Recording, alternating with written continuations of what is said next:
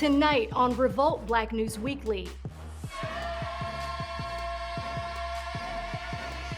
Beef over. Kanye and Drake share the stage in solidarity to free Larry Hoover. This was the idea of my father. His idea was always about togetherness. But does the benefit concert help or hinder the one-time gangster turned humanitarian's cause? We've had a couple of court rulings that are favorable for Mr. Hoover. Then, with the holidays around the corner, we explore food disparities and the food chain. Plus, and I just hope he hires me one day. He returns the favor. Why Denzel is pitching Michael B. Jordan for a gig as they celebrate their Big Apple movie premiere. It's a holiday film. It's about love, relationship, sacrifice. No justice! No peace! And as 2021 draws to a close, we revisit some of the global stories that are still on our radar, as we also look back at Revolt's big headlines of the year. The duties of the office upon which I am about to enter. So help me God. So help me God. All that and more as the Black News Revolution starts right now.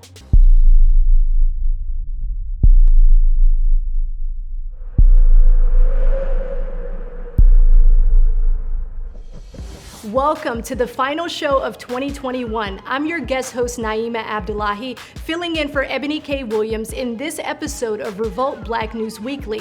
Last week, two influential hip-hop heavyweights, Kanye and Drake, came together and performed a Free Larry Hoover Benefit Concert at the LA Memorial Coliseum. But despite the event's name, critics have asked who, in fact, the prison reform concert literally benefited, with reps from Kanye's team clarifying the speculation circulating online. So, did it help the social justice cause, or did the two iconic artists actually harm Larry Hoover's chances of ever being free?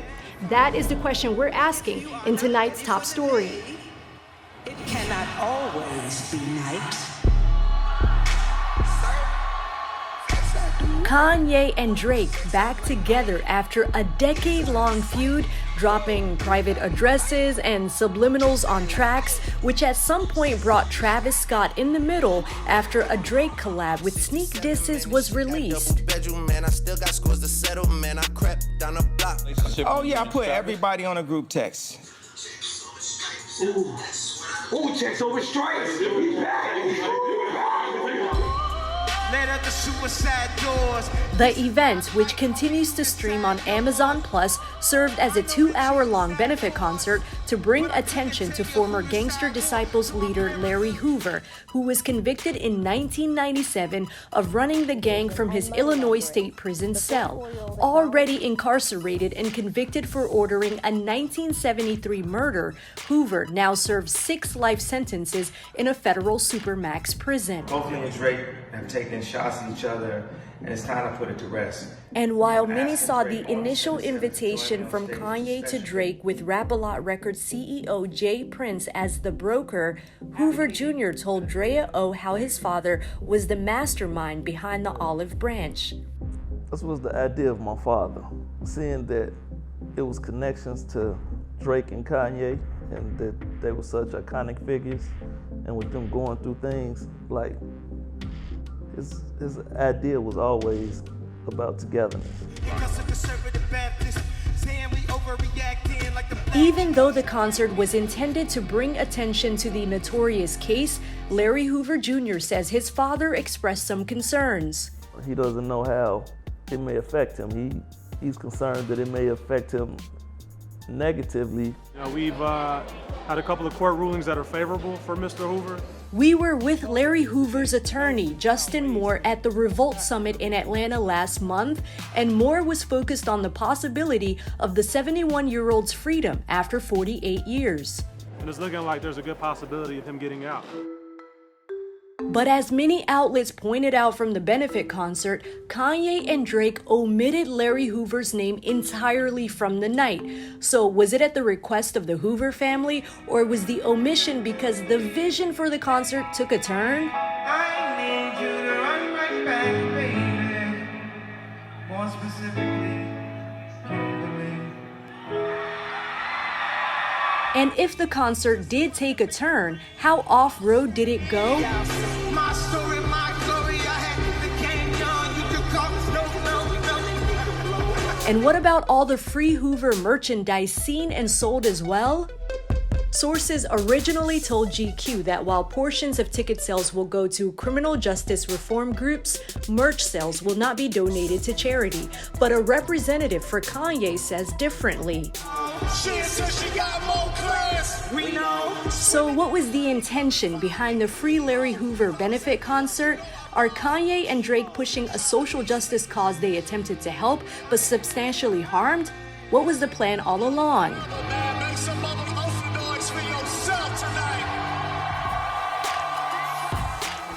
And with that, we bring in our panel. Joining us is Larry Hoover's attorney, Justin Moore, and journalist and author of Trap History, A.R. Shaw. Welcome to the show. Justin, let's start with you. We'd love to know exactly what Mr. Hoover thought of the benefit concert. Have you spoken to him since the concert? And is it true what was said about the concern that he expressed to his son? Yes. First of all, thank you for allowing us the ability to talk on your platform about my client, Larry Hoover. We all know his plight by now, and I think it's important that we coalesce around this brother and ensure that torture is not used on citizens who are convicted of drug crimes in this country. So I'm glad we're able to shed light on that. Now, to your question, I have not been able to speak with Larry Hoover since the concert. What is your take on this movement behind his name, behind his brand, and behind the efforts to release him from prison?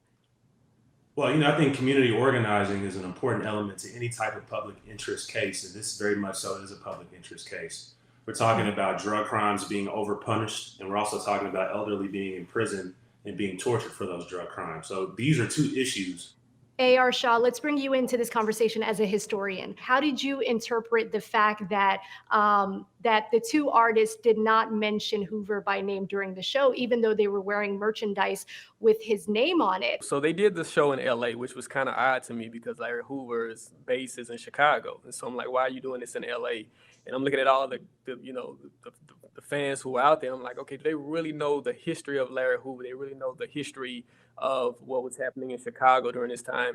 And I would have liked to see more of, the name of Larry Hoover put out there to basically say, okay, this is who he was. This is what he meant to Chicago. He did this thing called the 21st Century Vote to get people registered to vote. He did a thing called Save the Children to advocate for education reform in Chicago. So I wish that would have been put out more if you were going to use his name more so than just merchandise, but actually talk about some of the good that he did so that people can say, okay, they can't just walk away from the concert and you have a good feeling because of the show, but did you really use this moment to educate and teach? And I thought they kind of dropped the ball when it came to that. Justin, let me change the topic a little bit. There have been conflicting reports about the merchandise from the concert, whether it's going to go to charity or not. What are your thoughts on that topic? And does that matter to Larry Hoover? Well, I think, if we want to take this to a much broader level, community organizing and protests and, having these large movements that accompany these legal types of fights, messaging always matters, right? We saw that with the George Floyd protests. There was a conversation, a discourse being had. Is this going to help George Floyd's family? Is this going to help the ensuing trial that came from that with Derek Chauvin? So these conversations are always going to be had when the public takes a great interest in a particular case. So yes, whatever messaging that's coming out, if it's harmful or if it's positive, it's going to have a direct effect on Larry, I'm sure, because this is always the case when you have these types of public interest issues and there's some legal wrangling involved with it. But from what I've seen, the most recent statement is that the merchandise sales a portion of that will go to charity. So I think that's an issue that's been put to bed also.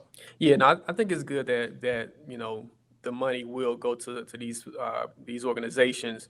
But my thing is, I think we miss a moment because it's one thing to have the merchandise and to say the name, but to have Drake and Kanye to actually tell the story, I think that would have been more impactful than just the merchandise or just saying, okay, yes, this money is going to go to these organizations.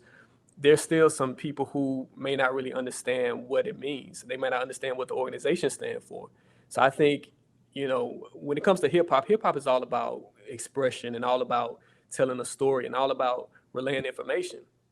They're like a journalists in a sense, where they're really telling the community what's going on. And so I think you have to express yourself. If the money is going to these charities, let us know what these charities are. Let us know what these charities represent, because the average person won't take time to do the research. We have to really use these moments to really say what we have to say. And I don't think they did a good job of actually saying what was going to happen. It's good that the money is going to these organizations. It's going to help a lot of people, but I think you could have said that within the concert to really let people know that this is what we stand for and this is where the money is going. So I think they didn't really do a good job of that. Yeah, I mean, I agree with them. We have to leverage these high impact moments, right? I mean, this was an optimal platform for us to get across a lot of messaging, whether it's just for Larry or just for criminal justice reform broadly.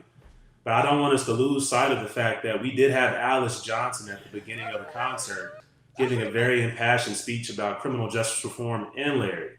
We also got to realize and make sure we hold space for people that actually do the work, who are typically on the front lines, that are spokespeople for these types of issues. Kanye and Drake, they're not spokespeople for these issues.